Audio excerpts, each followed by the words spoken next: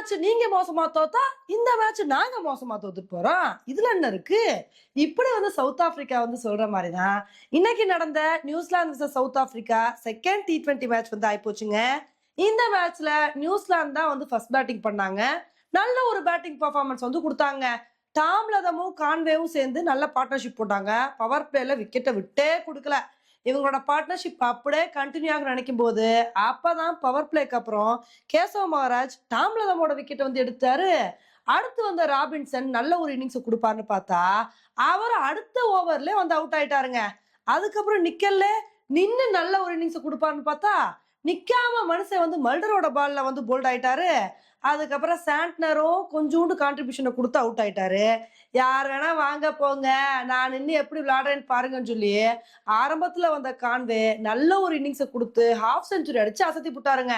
அவரோட அதிரடினால New Zealand 20 over முடிவுல 175 run எடுத்தாங்க. இந்த ஒரு ஸ்கோரை பார்த்தோன்னே நம்ம என்ன எதிர்பார்த்தோம் அப்படின்னா, நியூசிலாந்து நல்ல ஒரு டார்கெட் எடுத்திருக்காங்க. நல்ல பேட்டிங் பர்ஃபார்மன்ஸை கொடுத்து சவுத் ஆப்பிரிக்கா இந்த மேட்சை வின் பண்ண வாய்ப்பு இருக்கு அப்படின்னு நாங்க எதிர்பார்த்தோம். ஆனா இன்னைக்கு மேட்ச்ல நடந்ததே வேற. சவுத் ஆப்பிரிக்காவுக்கு ஃபர்ஸ்ட் கோர்னர் பேட்ஸ்மேனோட விக்கெட் போச்சு. அதுக்கப்புறம் ஒவ்வொரு ஓவர்லையும் அப்படியே சீட்டு கட்டு மாதிரி விக்கெட் போக ஆரம்பிச்சிருச்சுங்க. மல்டர் ஜோர்சின்னு சொல்லி அடுத்தடுத்து ரெகுலர் இன்டர்வல்ல விக்கெட் போய்கிட்டே இருந்துச்சு. ஒரு கட்டத்துல ஜார்ஜ் லிண்டே மட்டும் நின்று மனுஷன் 6-4 சொல்லிட்டு அடிச்சு அதிரடி காட்டி 30 ரன்னுக்கு மேல எடுத்தாரு. ஆனா அவர் மட்டும் விளையாண்டு என்னங்க பிரயோஜனம்? அவருக்கு சப்போர்ட் பண்ண யாருமே இல்ல. ஒரு கட்டத்துல அந்த மனுஷனும் அவுட் ஆயிட்டாரு. இதனால இன்னைக்கு சவுத் ஆப்பிரிக்கா 16 ஓவர்ல வெறும் 107 ரன்னுக்கே ஆல் அவுட் ஆயிட்டாங்க. இதனால இந்த மேட்சை நியூசிலாந்து ரொம்ப கம்ஃபர்டபுளா 68 ரன் வித்தியாசத்துல வின் பண்ணி இமாலய வெற்றி அடைஞ்சிட்டாங்க. இந்த அளவுக்கு நியூசிலாந்து இந்த மேட்சை கம்ஃபர்டபுளா வின் பண்ணிருக்காங்க அப்படின்னா இதுக்கு காரணம் பேட்டிங்ல அவங்க நல்ல பெர்ஃபார்மன்ஸை கொடுத்துருக்காங்க.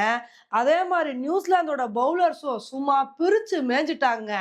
ஆளுக்கு 3 விக்கெட்டு, பென்சீஸ் 3 விக்கெட்டு, ஃபெர்கியூசன் 3 விக்கெட்டுன்னு சொல்லி 2 பேருமே நல்ல ஒரு பவுலிங் பெர்ஃபார்மன்ஸை கொடுத்துருக்காங்க.